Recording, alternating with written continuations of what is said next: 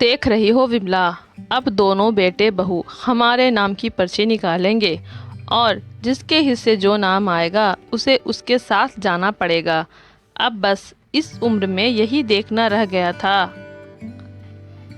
वैसे भी दोनों बेटों बहुओं के झगड़े तो इतने दिनों से देख ही रहे हैं। घर संपत्ति जमीन जायदाद का बंटवारा कर मन नहीं भरा इनका अभी, तभी तो अब हमारा भी बंटवारा करने पर आ गए हैं। चिंतित होकर बोले रामलाल जी। विमला जी बोली, आप चिंता मत करिए, दुख के दिन हैं अभी हमारे, सब्र कीजिए, धीरे धीरे सब ठीक हो जाएगा। रामलाल जी और विमला जी के दो बेटे किशन और नीरज, बड़ी बहू मीना और छोटी बहू सीमा संयुक्त परिवार का हिस्सा थे। जब से छोटे बेटे नीरज की पत्नी सीमा शादी करके आई थी, दोनों बहुओं में बिल्कुल भी नहीं पटती थी। सीमा जो भी काम करती वह मीना को बिल्कुल ना सुहाता और मीना जो भी काम करती वह सीमा को बिल्कुल ना सुहाता। बहुत बार दोनों बहुएं रसोई में ही कुत्ते बिल्ली की तरह झगड़ जाती, जिसका खामियाजा बेचारे रामलाल जी और विमला जी को भुगतना पड़ता। दोनों में से कोई भी बूढ़े दंपत्ति को चाय नाश्ता या खाना देने तक नहीं राजी होता। कितनी बार तो दोनों पूरे दिन रसोई में ही नहीं आती और बाहर से खाना मंगवा कर खा लेती। पतियों को कह देती कि वे अपने ऑफिस के कैंटीन से ही खा लें और बच्चों को भी स्कूल के कैंटीन से खाने के लिए पैसे दे देती, ताकि दोनों जेठानी देवरानी को एक दूसरे का मुंह ना देखना पड़े। दोनों को अपने सास ससुर की रत्ती भर भी फिक्र नहीं थी। कभी कभी तो पूरा दिन निकल जाता, दोनों में से कोई यह तक देखने नहीं आता कि उनके सास ससुर ने पूरे दिन खाना खाया या नहीं। विमला जी खुद ही इस अधेड़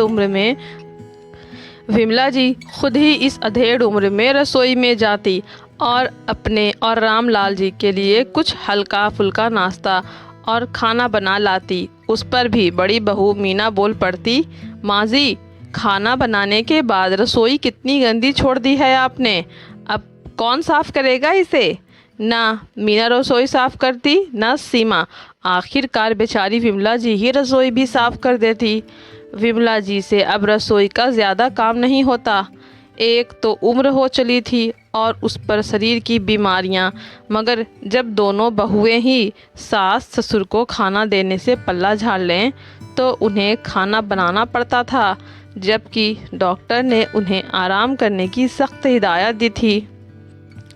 रामलाल जी कहते भी थे, दो दो बहुएं के होते हुए विमला, तुम्हें इस उम्र में हम दोनों का खाना बनाना पड़ रहा है, क्या इन्हीं दिनों के लिए बेटों की शादी करवाई थी।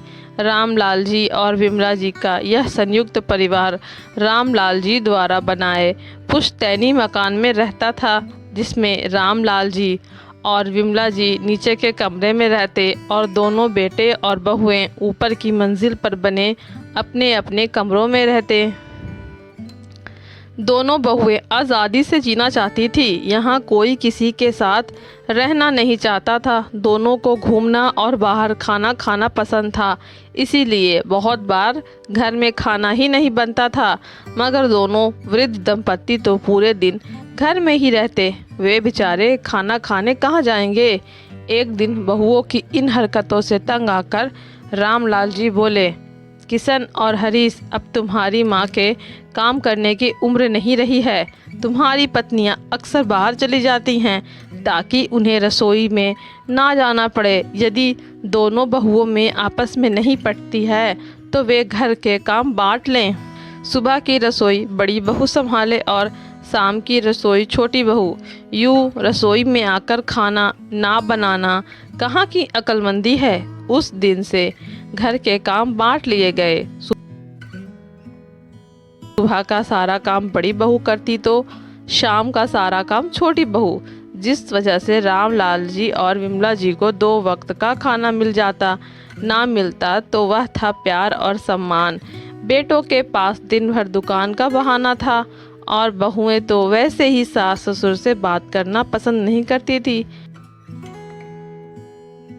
एक दिन विमला जी बस इतना ही बोली थी छोटी बहू सीमा से कि बहू आज खाने में नमक ज़्यादा था, मुझे बीपी की शिकायत है तो खाने में नमक थोड़ा कम ही डाला कर। विमला जी के इतना कहते ही सीमा ने तूफान मचा दिया और बोली, तो एक काम क्यों नहीं करती माँ जी आप, दोनों समय का खाना अपनी लाडली बहू के पास ही क्यों नहीं खाती। एक तो इन बूढ़ों की खिदमत करो और ऊपर से इनका सुनो भी। एक तो इतनी गर्मी में सभी का खाना बनाओ और इनके नखरे भी सहन करो। मुझसे नहीं होता रोज रोज खाना बनाना। जब बड़ी बहू मीना को पता चला कि सीमा ने माँ जी से ऐसा कहा है तो कहीं सास ससुर के दोनों वक्त का खाना उसे ना खिलाना पड़ जाए करके वह बोली, माँ जी जो मिले खा लिया कीजिए, ना बेवजह क्यों किसी को भी टोका टाकी करती रहती हैं।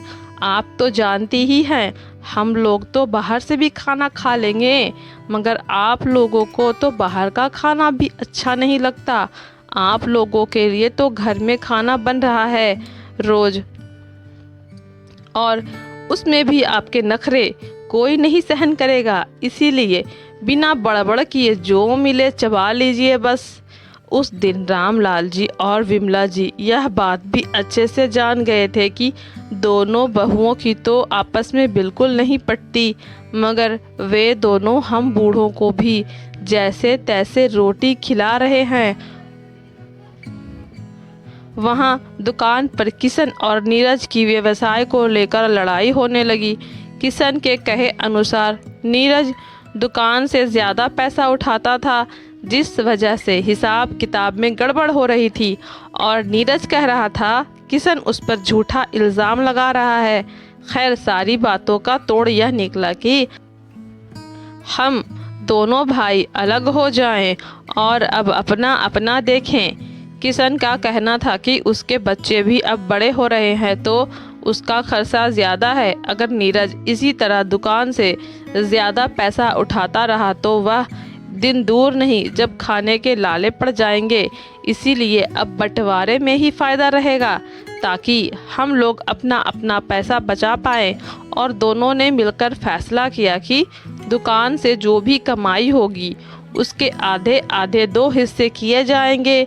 दोनों भाइयों ने ही मिलकर पुश्तैनी मकान और गांव से दूर उनका एक मकान था उसे भी बांट दिया, जिसमें पुश्तैनी मकान आया किशन के हिस्से और इस गांव से दूर दूसरे गांव का मकान आया नीरज के हिस्से।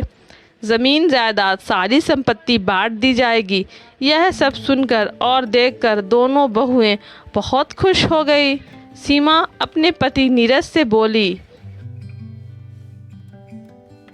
मैं तो कब से अलग होना चाहती थी मगर आप ही नहीं मान रहे थे। देखा आज कैसे बड़े भैया ने आप पर इल्ज़ाम लगा दिया, जबकि खुद कौन से बड़े भैया भी दूध के धुले हैं।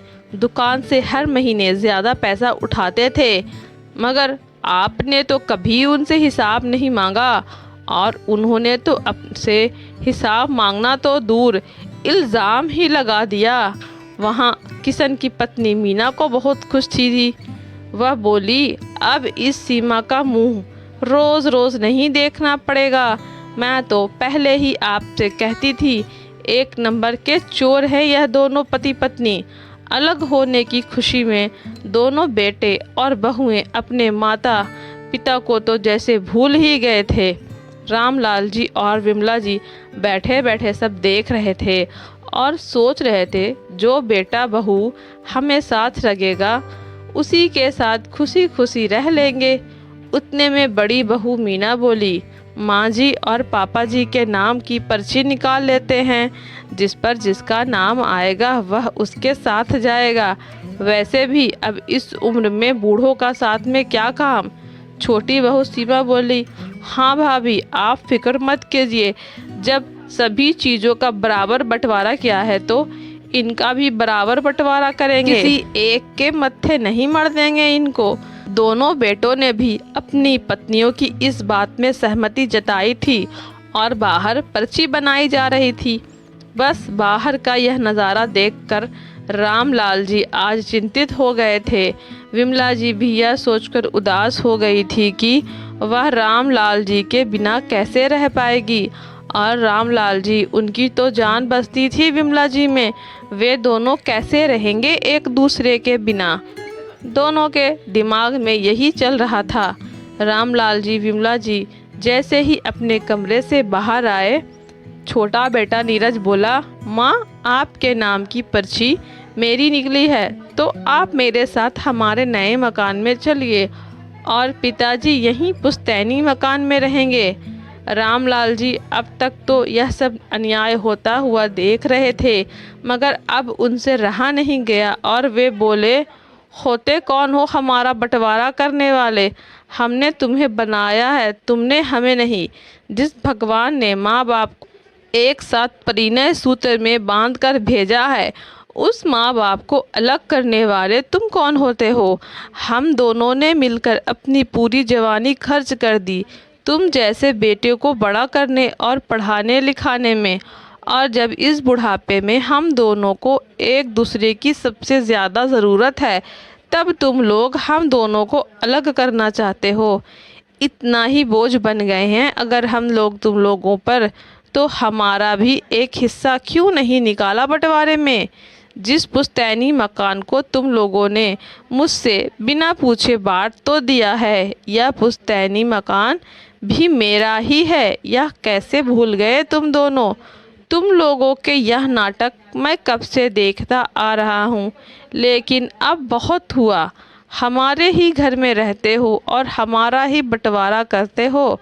तुम सभी कान खोलकर सुन लो, इस गांव से दूर हमारा मकान है जो नीरज के हिस्से आया है बंटवारे में।